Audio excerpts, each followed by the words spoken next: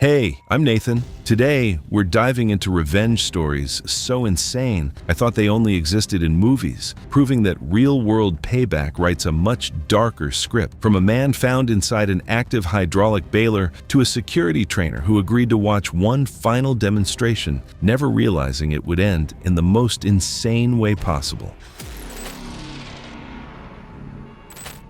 It was August 13, 2016, at a scrapyard on the edge of Toledo, Ohio. The business had already closed for the day, and most of the properties sat quiet beneath a handful of floodlights. Large piles of scrap metal lined the yard, and heavy machinery stood idle until the next morning. That evening, Arlo Foote believed he had a reason to be there. Arlo was 41 years old and worked as a scrap metal buyer. People who knew him described him as confident, determined, and sometimes stubborn when he thought he was right. For years, he had been locked in a bitter legal dispute with a former business partner named Marlon Keene, 43. The two men had once invested in equipment and industrial projects together. Instead of success, the partnership ended in financial losses, accusations, and lawsuits. As the years passed, neither man seemed willing to let the dispute go. A few days before August 13th, Marlon contacted Arlo and claimed he had documents that could help settle part of their ongoing legal battle. Arlo had spent years trying to prove his side of the story, so the offer immediately caught his attention, and that is the first warning sign. Meeting alone with someone you've spent years fighting over sensitive legal issues is a risk many people underestimate. Despite the history between them, Arlo agreed to meet Marlon privately at the scrapyard after business hours. When he arrived that evening, Marlon was already there waiting. Arlo likely expected another heated conversation, nothing more. But some conflicts don't stay frozen in the past. The two men walked deeper into the property and began talking near an equipment area away from the main entrance. Whatever documents had brought Arlo there quickly became secondary to the issues that had divided them for years. Old accusations resurfaced, and so did old frustrations. Witnesses later reported hearing raised voices coming from that part of the yard. If you've ever seen a long-running feud, you know how arguments like these work. Neither side is really trying to understand the other anymore. They're trying to win. At some point, the confrontation escalated. Nearby sat a hydraulic metal baler, a massive industrial machine designed to compress scrap metal into dense blocks for transport and recycling. It was not the equipment that should have been operating that night. No work was scheduled, and there was no legitimate reason for it to be running after hours. What happened next transformed a years-long dispute into something far more serious. Arlo never returned home. As the evening turned into night, calls and messages went unanswered. By the following morning, concern was beginning to grow among the people who knew him. When scrapyard employees arrived for work, they noticed signs that the baler had been operated after business hours and alerted a supervisor. Authorities were called to the scene. During an inspection of the machine, responders discovered Arlo's remains inside. He had suffered catastrophic crush injuries and was pronounced dead at the scene. At first, some people wondered whether it had been a tragic industrial accident, but that explanation quickly began to fall apart. Security footage showed Arlo and Marlon walking into the equipment area together that evening. Later footage captured Marlon leaving the property alone. Arlo was never seen leaving. Investigators also found evidence that a confrontation had taken place near the baler shortly before it was activated. Combined with the timeline, the footage, and the physical evidence recovered at the scene, authorities concluded that Arlo's death was not the result of an accident. What stands out to me is how quickly a situation can change once emotions take over. A meeting that was supposed to be about paperwork and old grievances ended with someone losing his life. Marlon never reported the incident and left the scrapyard that night. Once investigators reviewed the footage and reconstructed the timeline, attention quickly turned toward him as the last known person seen with Arlo. Investigators uncovered years of lawsuits, messages, and records documenting the hostility between the former partners. Financial losses had eventually become personal resentment, and personal resentment had hardened into something much deeper. Prosecutors argued that the confrontation at the scrapyard was the final breaking point in a feud that neither man had ever truly moved beyond. Marlon was later arrested and charged with murder, and the jury ultimately agreed. Marlon was convicted of murder and sentenced to life in prison with the possibility of parole after 25 years. Arlo thought he was walking into a meeting about old business. The next story begins with another grudge that refused to stay in the past. It was September 22, 2017, at a brewing facility in Madison, Wisconsin. Most employees had already gone home for the evening, and the production floor had settled into the quieter rhythm that came at the end of a shift. Only a handful of workers remained inside, finishing paperwork and final checks before heading home. One of them was Tanya Gast, a 37-year-old production supervisor known for her attention to detail. Co-workers respected her because she followed procedures exactly as they were written and expected the same from everyone around her. If a safety issue appeared, Tanya documented it. If a rule was violated, she reported it. To her, that was simply part of doing the job correctly. About a year earlier, that attitude had placed her at the center of a workplace incident involving a 35-year-old employee named Derek Holloway. After a serious safety violation occurred, Tanya completed the required reports and submitted them to management. The investigation that followed brought unwanted scrutiny to Derek and damaged his standing within the company. Most people eventually moved on from the incident. Derek didn't. Coworkers later told investigators that he continued talking about it long after everyone else had forgotten it. He blamed Tanya for the embarrassment and convinced himself that she had personally targeted him. The reality was far less dramatic. Tanya had simply followed company policy, but resentment doesn't always care about reality. And that's how dangerous grudges become when someone spends months feeding them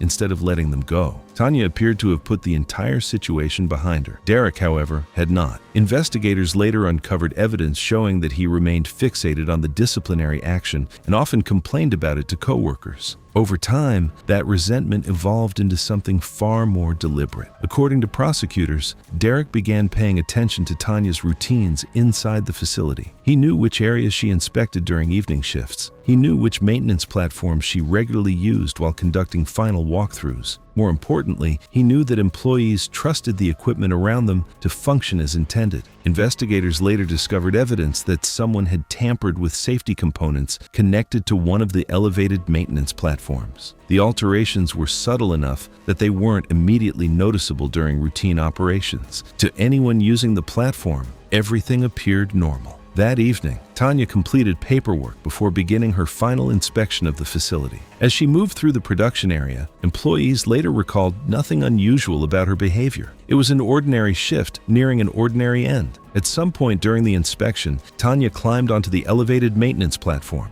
Investigators later determined that when she reached a particular section, the compromised safety components failed. Without warning, she lost support and fell several feet onto industrial equipment below. The impact caused catastrophic injuries. Workers rushed to her aid and immediately called emergency services, but the injuries were too severe. Tanya was pronounced dead shortly afterward. Initially, investigators examined the possibility of a workplace accident. Industrial environments can be dangerous places, and equipment failures occasionally occurred despite safety precautions. But the evidence quickly raised questions. Inspectors found that the failed safety mechanisms had not deteriorated naturally. Components showed signs of deliberate tampering. Further examination revealed that the alterations had been made in a way designed to avoid immediate detection. As investigators dug deeper, attention gradually turned toward Derek. Records, witness statements, and electronic evidence showed that Derek never let go of the disciplinary incident. Co-workers recalled him bringing up Tanya long after everyone else had moved on. Surveillance footage and access records ultimately linked him to the platform tampering. During the trial, prosecutors argued that Tanya never had a chance to defend herself because she never knew she was in danger. The evidence connected Derek directly to the sabotage, and the jury ultimately convicted him. He was sentenced to decades in prison. What was supposed to be just another ordinary day at work turned into something unimaginable. Even when Tanya spent years moving on with her life, someone else never did. The next case shows how obsession can linger long after a relationship ends. It was May 8, 2015, in Clark County, Nevada. The afternoon was quiet around an abandoned quarry several miles outside town. The property had been unused for years, and aside from the occasional visitor taking photos or exploring the area, there was rarely much activity there. One of the people heading there that day was Dominic Venn, a 33-year-old freelance videographer. Dominic enjoyed filming unusual places and creating travel content for his online audience. Friends described him as outgoing and curious. He had come to the quarry because a man he knew claimed part of the property might soon be redeveloped, and Dominic wanted to capture footage before any changes happened. That invitation came from Evan Israel, 30, a man Dominic knew through his fiancée. Evan had dated her years earlier, long before Dominic entered the picture. The relationship had ended, but investigators later found that Evan never truly accepted it. While most people eventually move on after a breakup, those who knew Evan said he continued paying attention to what was happening in his former partner's life. Dominic, however, had little reason to be concerned. He had interacted with Evan before without any major problems. From his perspective, the invitation seemed genuine, and spending an afternoon looking at a possible filming location sounded like a worthwhile use of his time. Looking back, Dominic wasn't meeting someone he considered an enemy, but a person who he genuinely trusted, and that kind of trust is rare. When Dominic arrived, the two men walked through different parts of the quarry while discussing photography and possible development plans. Nothing about the meeting seemed unusual at first. Eventually, they reached an overlook near one of the excavation areas where the ground was covered with loose gravel. At some point, the conversation turned to Dominic's fiancée and the upcoming wedding. Investigators later determined that Evan repeatedly returned to the topic. Dominic tried to keep the conversation calm and made it clear that he intended to move forward with his future. According to evidence later presented in court, the discussion became noticeably more tense as the subject continued. Investigators later learned that Evan frequently brought up the relationship long after it had ended. Friends said he struggled to accept that his former partner had moved on, and the upcoming wedding appeared to make those feelings worse. Dominic tried more than once to steer the conversation back to the quarry, but the discussion kept returning to the relationship and upcoming marriage. Investigators believed he was trying to end the discussion and leave. Evan continued after him, and the argument carried on near the edge of the quarry. Evidence later showed the confrontation became physical. Disturbed gravel and overlapping shoe impressions near the edge led investigators to conclude that Evan grabbed Dominic as he attempted to walk away. The struggle lasted only moments. Investigators found no evidence of a prolonged fight. Instead, they determined that while trying to pull free, Dominic lost his footing on the loose gravel near the edge. When Dominic failed to return home, investigators learned about the meeting and focused their search on the quarry. Searchers eventually found him at the bottom of the excavation area. The medical examiner determined that Dominic died from multiple blunt force injuries sustained during the fall. Investigators reconstructed the meeting through phone records, witness interviews, and physical evidence. The investigation also uncovered evidence of Evan's continued fixation on the past relationship. During the trial, jurors heard evidence about the meeting, the confrontation near the quarry's edge, witness accounts, and the physical evidence recovered from the scene. The jury ultimately found him guilty. When I hear stories like this, I always think about how small decisions can carry big consequences. Dominic thought he was spending part of his day looking at a filming location. Instead, he walked into a situation he never saw coming. We've got more shocking revenge-fueled tragedies coming up, so hit that subscribe button if you want to see how personal grudges spiraled into deadly outcomes.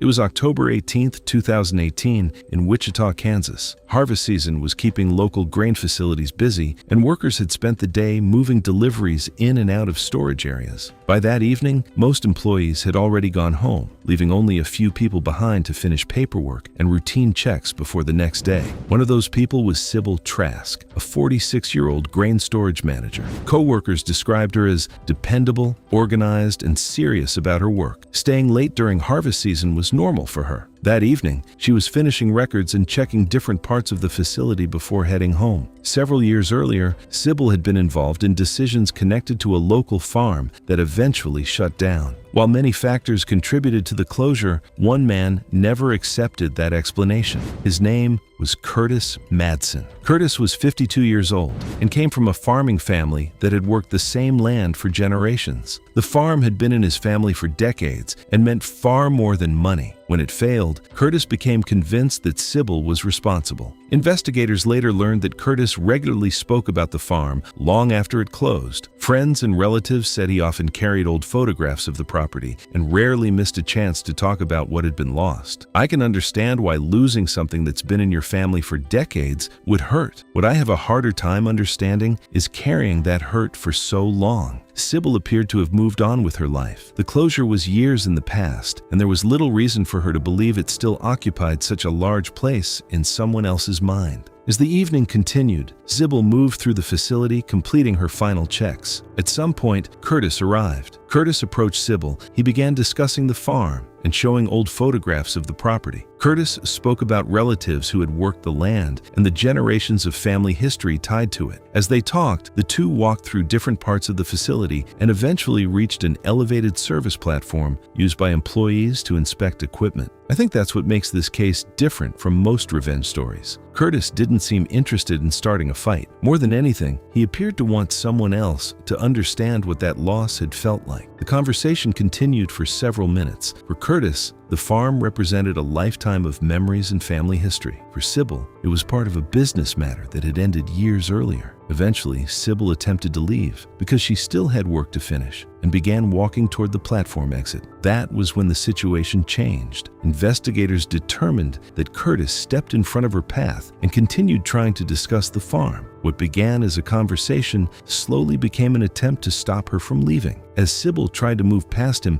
Curtis grabbed her arm. Investigators concluded that she pulled away while standing near a section of railing weakened by years of wear. During the movement, the railing gave way. Sybil fell from the platform to the ground below, and the fall caused severe injuries. For several moments, Curtis remained on the platform staring down at the ground below. The reality of what had just happened appeared to leave him frozen before he eventually turned and walked away without calling for help. When coworkers could not reach Sybil later that evening, they began searching different areas of the property. Eventually, they found her below the platform and called for help. Emergency responders arrived, but the injuries were too severe. Sybil died from traumatic injuries caused by the fall. Investigators documented the damaged railing, signs of the encounter, and evidence showing Curtis had been present. Witness. Interviews also revealed his long-standing fixation on the farm closure and his belief that Sybil was responsible for what happened to his family. The medical examiner determined that Sybil died from injuries sustained in the fall. Curtis was arrested after several days and was found guilty. Investigators concluded that Sybil's death resulted from Curtis physically preventing her from leaving. The evidence showed that years of blame over the loss of a family farm had led to a confrontation that ended in tragedy. The next case involves a conflict that escalated much faster, proving that sometimes a tragedy doesn't need years to build before everything goes wrong.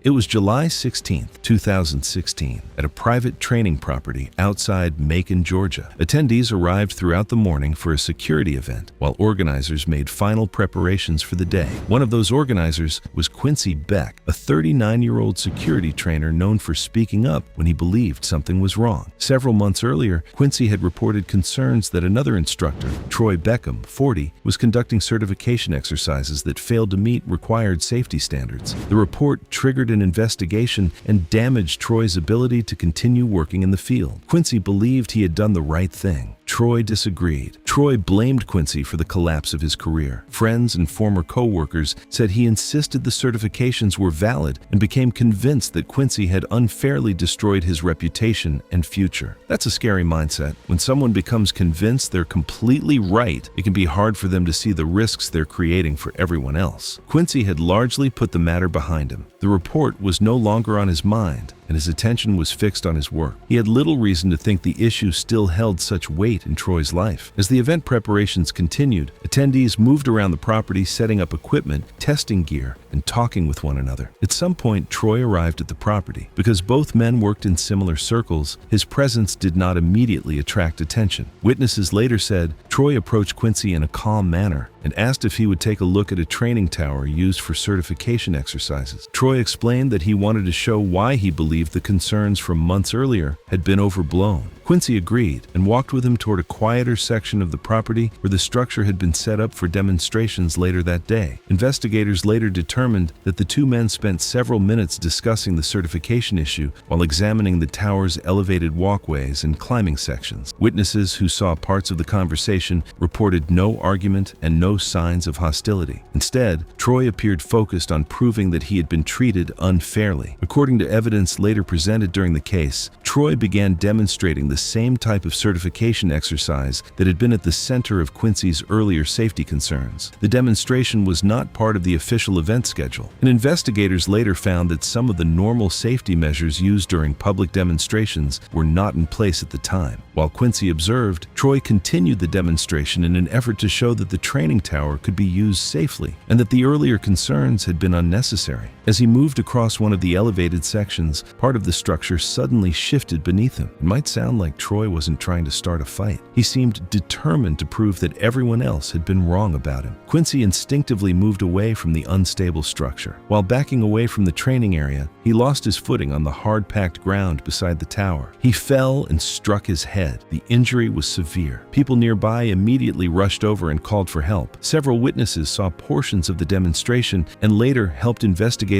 piece together what happened. Despite medical treatment, Quincy later died from the head injury he suffered during the incident. Investigators examined the equipment, interviewed witnesses, and reviewed the circumstances surrounding the demonstration. Their findings showed that Troy had organized the unscheduled demonstration specifically to challenge the concerns Quincy had reported months earlier. The medical examiner determined that Quincy died from blunt force trauma to the head sustained during the fall. During the trial, jurors heard testimony about Troy's long-standing belief that he had been wronged. Prosecutors argued that Troy's need to prove he had been right led him to ignore the very safety concerns at the center of the dispute. The jury ultimately found him guilty. Investigators concluded that Quincy's death resulted from a reckless attempt to prove a point rather than a physical confrontation. In the end, his determination to prove he was right created the exact kind of danger he had spent months insisting did not exist. I think most people would have looked at the setup if someone asked them to explain their side of a disagreement. That's what makes the outcome so difficult to imagine.